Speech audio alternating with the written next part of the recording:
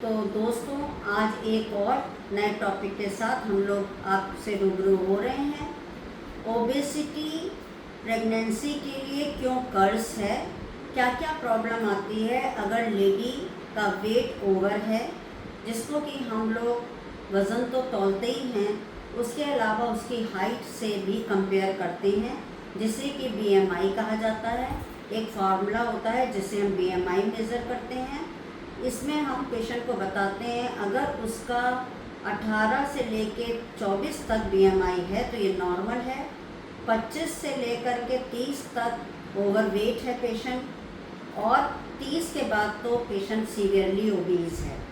इस बात को आपको ध्यान रखना है जब भी डॉक्टर के पास पेशेंट आता है और ओबीज है तो क्या क्या प्रॉब्लम्स आ सकती हैं।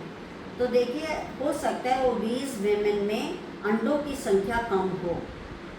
अगर अंडों की संख्या कम है, उसके अलावा जो अंडे हैं उनमें भी ओव्यूलेशन नहीं होता, क्योंकि ओबीज वेमेन में टेस्टोस्टेरोन लेवल बढ़ने लगता है। एस्ट्रोजन चाहिए आपके अंडे बढ़ाने के लिए।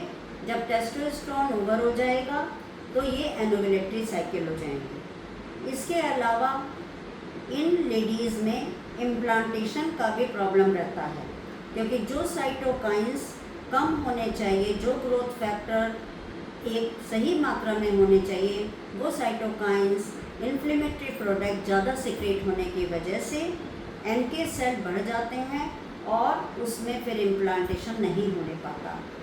तो इसके अलावा अगर हम ध्यान दें तो बहुत सारी मेटाबॉलिक डिजीज़ हैं जो कि मोटे पेशेंट्स में ज़्यादा होती हैं, चाहे वो हाइपरटेंशन ले लीजिए, डायबिटीज़ हो, फैटी लीवर हो, और उसके अलावा हमने आपको कई चीज़ें बताई, जैसे प्रेगनेंसी में भी आपको प्रीमेच्योर लेबर, हाई मिसकैरेजेस, ये भी बहुत कॉमन है। तो ओबीज वेमेन के लिए एक प्रेगनेंसी आ पाना और प्रेगनेंसी को मेंटेन रखना बहुत ही मुश्किल हो जाता है।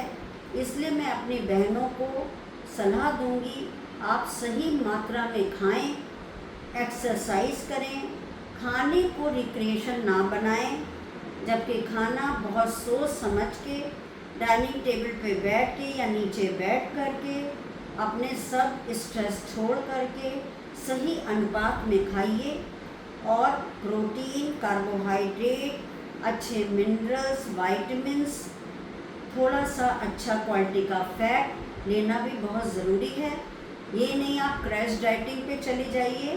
तो डाइट करें, अपना खाने का मात्रा कम करें, खाने का अनुपात, जैसे कि आपको मैं बता सकती हूँ, इंटरमिटेंट फास्टिंग भी बहुत इसमें हेल्प करती है, और वॉक करें या कोई भी एक्सरसाइज आप कर सकती हैं। आपको डांस आता है, डांस करें, योगा करें, वॉकिंग भी बहुत हेल्प करती है और बहुत सिंपल है। आप एक अच्छी क्वालिटी का शू खरीद लें और कम से कम 1-2 किलोमीटर से धीरे धीरे बढ़ा के आप 5 किलोमीटर तक वॉक कर सकती हैं।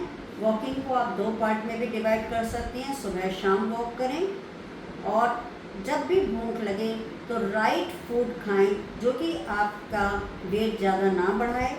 बाहर का खाना अवॉइड करें, क्योंकि इसमें ख़राब तरह के ऑयल और मसाले होते हैं जो बहुत ही ग्रीसी होता है।